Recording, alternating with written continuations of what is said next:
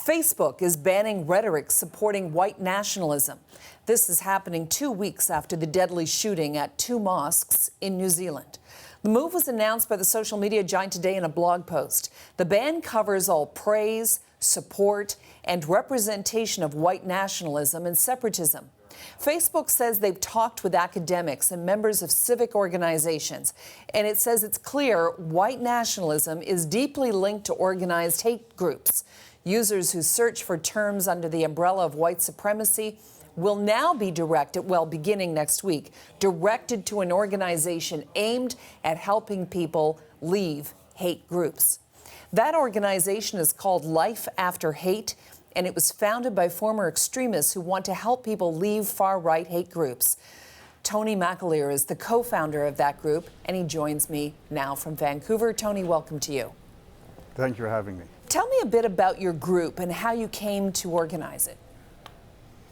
It was founded as a nonprofit in 2011 after a meeting a conference in Dublin called the Summit Against Violent Extremism, put on by Google Ideas, where they brought 50 former violent extremists from around the planet, 30 victims and survivors, and 120 government and NGO types. And as we listened to each other's stories about how we got in and how we got out, there was a lot of similarities.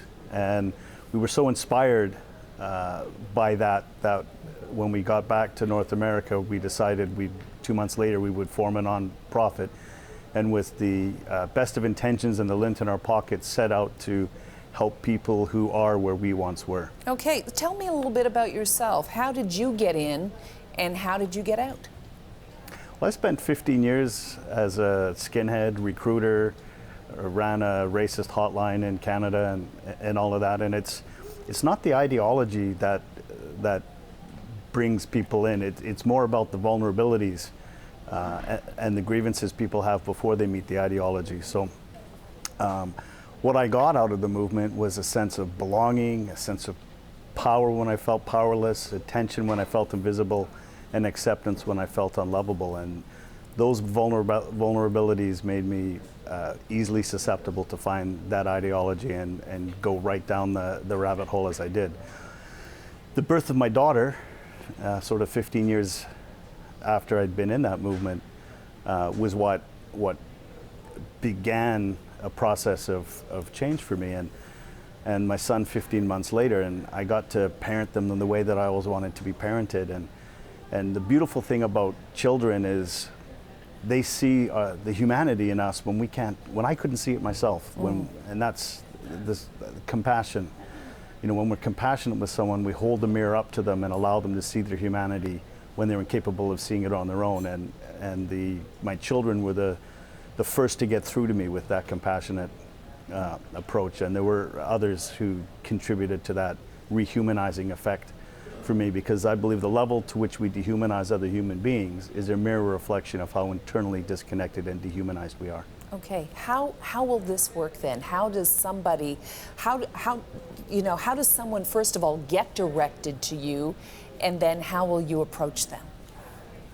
Right, so when they put in search terms that meet the criteria that Facebook has set up around white nationalism, white supremacy, they will go to a page within Facebook that says, this content, community standards, and violates community standards. Violates community standards, and we're dedicated to preventing, because preventing this online white supremacy does lead to real life violence, as we've recently seen in New Zealand. And they will be given a link to Life After Hate, where we have an outreach program, Exit USA and soon to be Exit Canada, which uses almost like a social work model to reach out to these people. So our executive director's got 18 years experience as a social worker and a counselor, and he's a former as well. So the first thing we do with people is just listen to where they're at.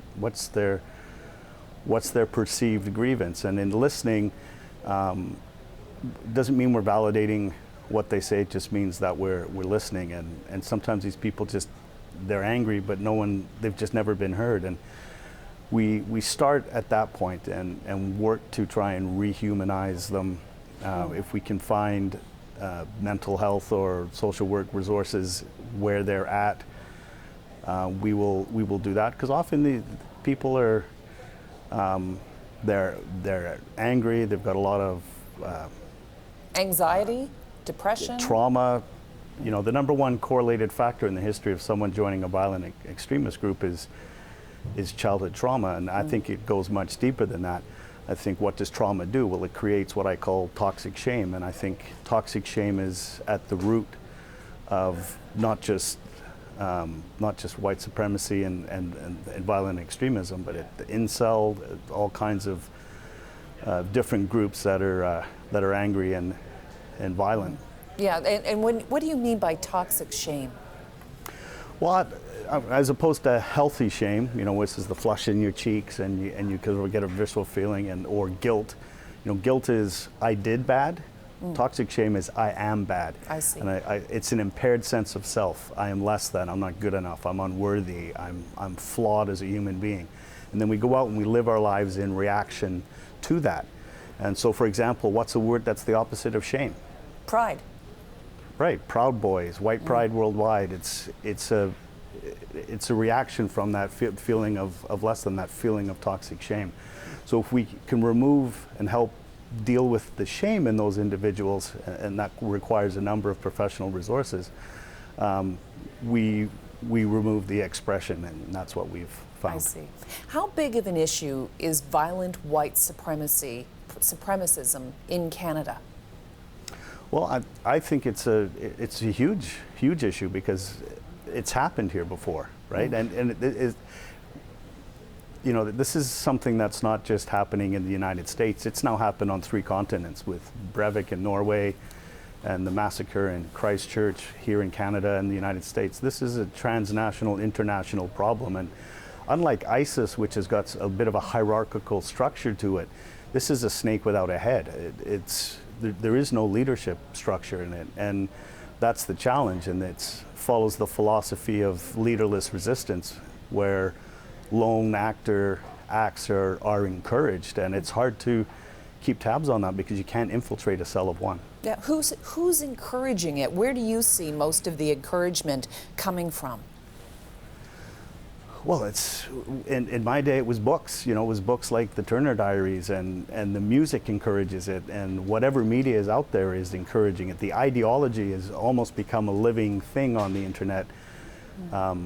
That holds all of these ideas, and people, you know, come in and come out of that toxic soup that is the ideology, and it's very difficult to eradicate. It's a very complex problem, but there's no person in charge of it. There's no head you can cut off like in other types of ideology. So that's what makes it difficult to deal with, and that's what makes it dangerous.